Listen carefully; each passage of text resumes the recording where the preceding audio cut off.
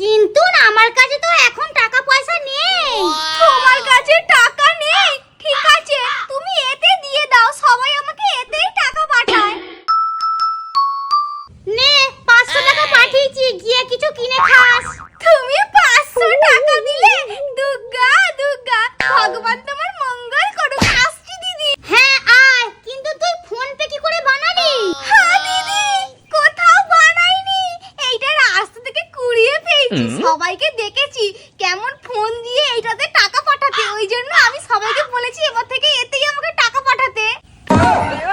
কুড়িয়ে পেয়েছিস মানে? তাহলে যার ফোন পে সব টাকা তো তার কাছে চলে যাচ্ছে। No, no.